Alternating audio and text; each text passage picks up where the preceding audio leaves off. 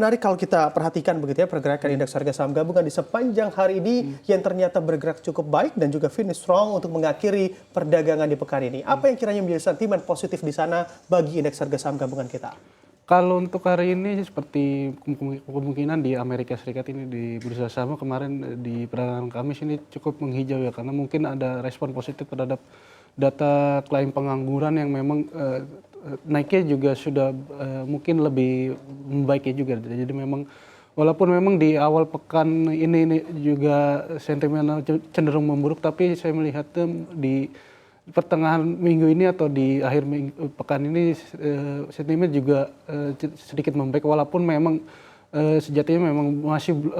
secara menyeluruh ini sentimen di pasar ini sebenarnya masih belum pasti, karena memang mungkin dari tadi ada potensi resesi Amerika, terus juga mungkin ada ketidakpastian dari Timur Tengah, terus juga ada mungkin dari penurunan suku bunga. Jadi memang walaupun memang ISG di perdagangan pekan ini terlihat memang kebanyakan lebih menguat, tapi memang penguatannya memang masih tidak seperti di bursa lain yang memang sudah mulai kencangnya. Tapi kemarin sempat yang di zona hijau itu 1%, tapi belum mampu kembali ke mungkin hingga 2%. Jadi memang masih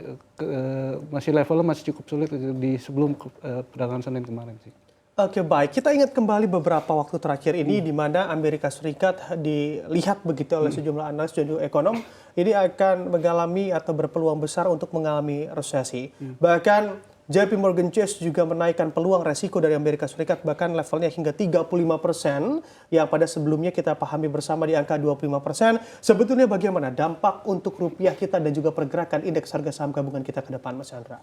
Kalau untuk melihat dari ada prediksi resesi ini seperti kemarin juga di perdagangan Senin awal pekan ini memang bursa saham global termasuk ISG ini cenderung berjatuhan. Tapi melihat di rupiah ini ada sedikit anomali di mana rupiah ini cenderung stabil, bahkan cenderung perkasa ya, karena memang ketika bursa saham berjatuhan, rupiah sendiri ini pergerakannya yang memang di luar prediksi itu lebih stabil. Bahkan di pekan ini pun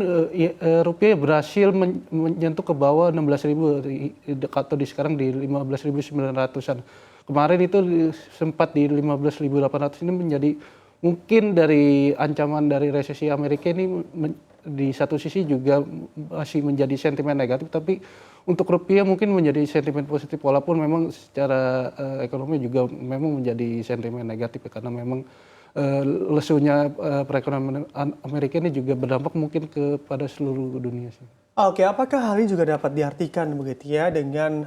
JP Morgan Chase yang menaikkan peluang resiko dan resesi Amerika Serikat ke angka 35% ini juga sebetulnya dampaknya minor saja terhadap rupiah kita saat ini bahkan hingga ke depannya, karena memang kalau dilihat indeks dolarnya bisa saja menguat begitu, tapi di beberapa hari terakhir justru di saat indeks dolar menguat, rupiah kita juga ikut menguat. Ini sebuah anomali yang juga terjadi antara rupiah dan juga dolar, Mas Chandra.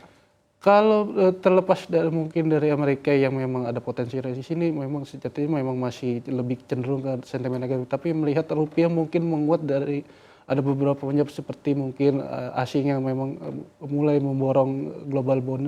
bond atau mungkin obligasi lain, terus juga mungkin dari memang intervensi dari Bank Indonesia ini cukup sedikit juga, atau memang juga dari dalam negeri ini juga masih dari makro juga masih cukup kuat, walaupun memang kemarin mungkin di kuartal kedua ini pertumbuhan ekonominya memang tumbuh, tapi lebih rendah dari kuartal sebelumnya. Jadi memang mungkin masih ada ekonomi Indonesia ini masih cukup baik sih. Oke, sejumlah data ekonomi Amerika Serikat juga mempertegas begitu ya bahwa memang ada kemelut dalam ekonomi Amerika Serikat saat ini. Ada data tenaga kerja, lalu juga ada tingkat inflasi Amerika Serikat di sana, yang mana juga sama-sama menunjukkan membuka peluang lebih besar lagi untuk The Fed memangkas suku bunganya dalam waktu dekat, bahkan terjadi begitu ya, atau proyeksinya ini juga bahkan hingga 50 bahkan hingga 75 basis point. Nah, ini juga menarik Anda kita kaitkan juga dengan tentunya rupiah kita, yang mana apabila nanti terjadi pemangkasan suku bunga The Fed, apakah juga langsung bisa ngegas begitu terhadap dolar Amerika Serikat, atau karena memang narasi peluang Amerika Serikat akan terjadi hard landing di sana, Mas Chandra, ini juga akan memberikan dampak tersendiri bagi rupiah kita dan juga dolar. Kalau melihat mungkin memang ada rupiah potensi kembali perkasa ini juga cukup besar walaupun dari sentimen Amerikanya yang memang ekonominya dipotensi akan mengalami resesi ataupun juga mungkin nantinya dolar sedikit lesu karena memang sudah mungkin cukup tinggi, tapi melihat ada beberapa faktor lain mungkin dari perekonomian dalam negeri sendiri ataupun dari sentimen global selain dari Amerika. Jadi memang ada optimisme pasar rupiah ini kembali perkasa sih di akhir tahun ini prediksi di bawah 16.000 ini masih cukup berpeluang terbuka ya, tapi melihat walaupun dari Amerika Serikat ini datanya cukup beragam ya, memang membuat mungkin ada efek dari nantinya hard landing atau resesi ini, saya melihat itu mungkin masih lebih ke pengaruh jangka pendek ini rupiah lebih stabil saja.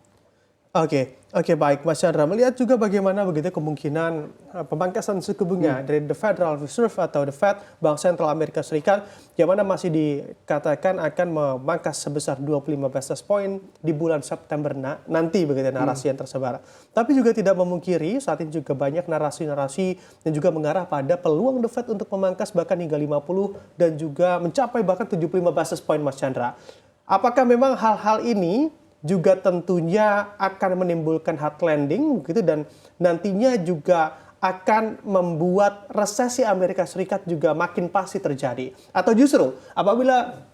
The Fed kita perhatikan begitu ya, kekeh di angka 25 basis point peningkatan pemangkasan suku bunga acuannya, ini justru nantinya akan menimbulkan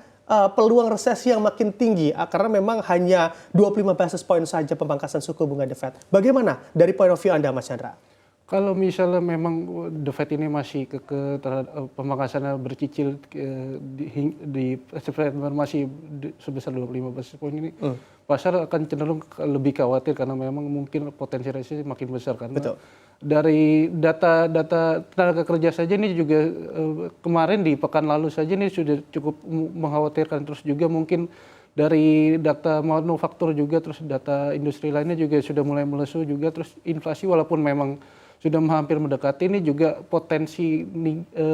meningginya juga masih ada, tapi melihat juga mungkin daya beli di Amerika juga sedang cenderung lesu, jadi memang ini menjadi perhatian pasar karena memang data ekonomi Amerika ini juga sudah mulai cenderung lesu.